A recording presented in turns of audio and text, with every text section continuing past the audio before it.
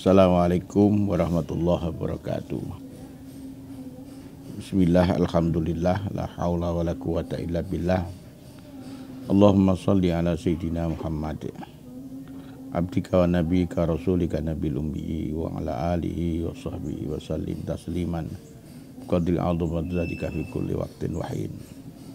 Para santri, wali santri, pemirsa, juga subscriber, kita selalu bersyukur kepada Allah Subhanahu wa Ta'ala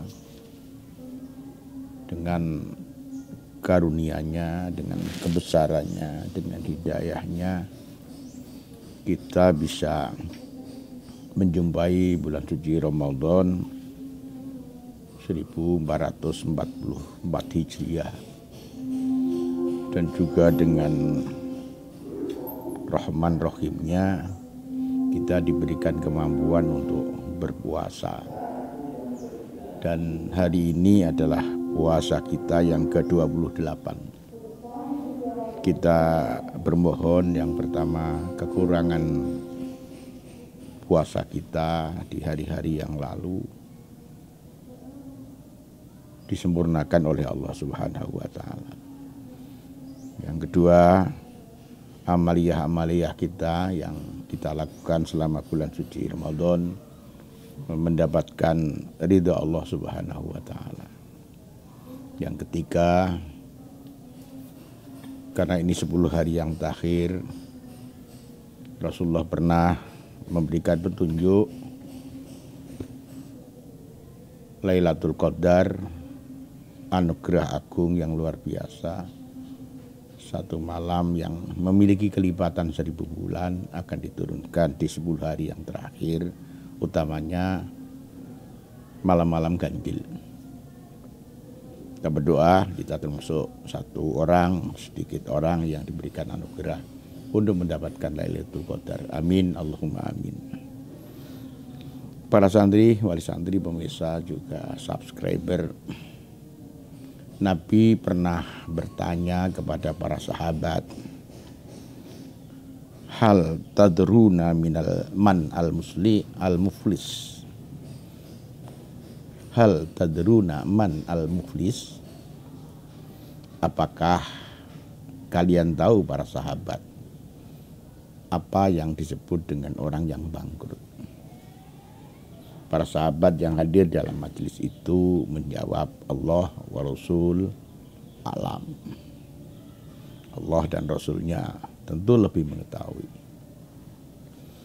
Kemudian Rasulullah SAW menjelaskan bahwa orang yang bangkrut dari umatku, mereka yang nanti di hari kiamat, dia datang juga dengan puasanya, dengan sholatnya, dengan zakatnya. Tapi pergaulan sosialnya dihiasi dengan mencaci seseorang, menuduh zina seseorang, makan harta orang lain dengan jalan yang tidak dihalalkan. Maka orang-orang ini nanti akan menuntut dengan cara mengambil kebaikan-kebaikannya.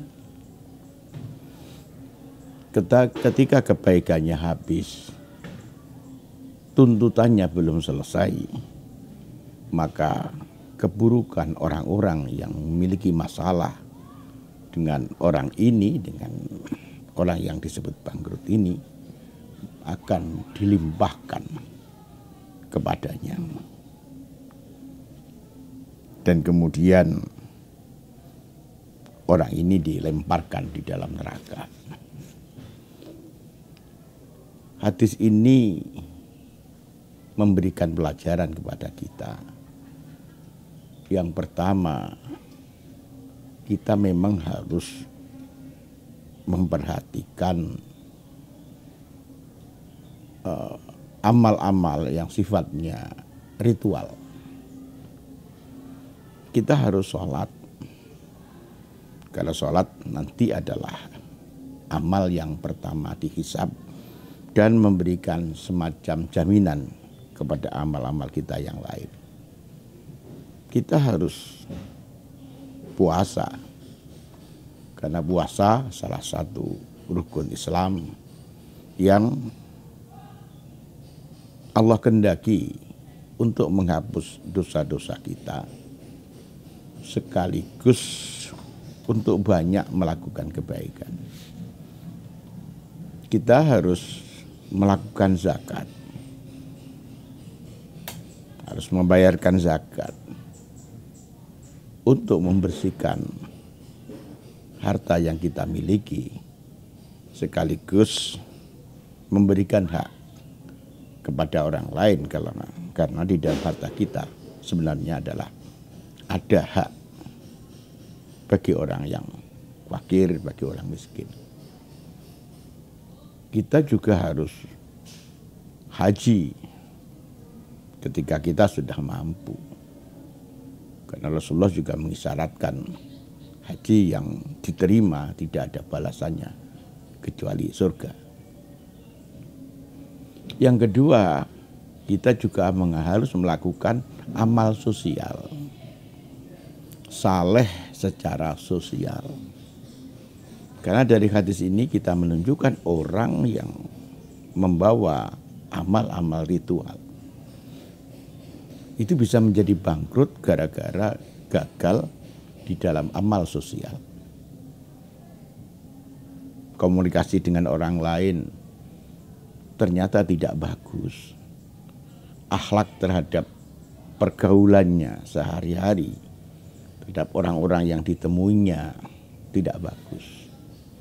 Sering mencaci, sering menghina, sering merendahkan, sering menyalah-nyalahkan, bahkan juga menuduh zina, memakan harta orang lain dengan jalan yang tidak dihalalkan.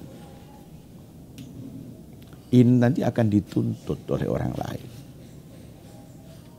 Karena di sana sudah tidak lagi ada cara bagaimana kita membayar hutang. Maka kebaikan-kebaikan kita akan dipotong, akan diambil, akan diberikan pada orang-orang yang punya tanggungan terhadap kita.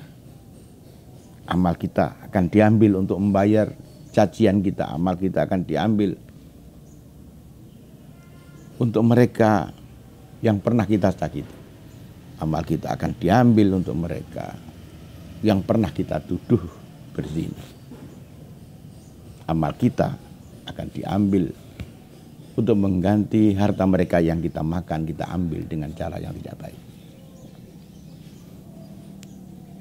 Ketika amal kita sudah habis untuk membayar hak-hak mereka dan tuntutan mereka belum selesai, maka keburukan mereka dilimpahkan kepada kita.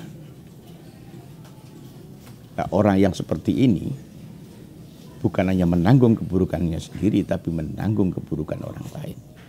Orang seperti ini akan disebut bangkrut dan dimasukkan di dalam neraka Allah. Maka Rasulullah SAW memberikan resep kepada kita. Tuba liman sahalahum aibahum an uyubin nas. Beruntunglah orang-orang yang sibuk dengan aibnya sendiri, sehingga tidak sempat untuk melihat aib orang lain. Makasih atas perhatiannya. Selamat berbuka puasa. Semoga makanan dan minuman yang masuk di dalam perut kita menjadi makanan yang minuman yang penuh berkah, yang bisa menjauhkan kita dari amal-amal dan perbuatan-perbuatan yang buruk. Terima kasih atas perhatiannya. Allahumma wafiq ila aqwamit thoriq. Assalamualaikum warahmatullahi wabarakatuh.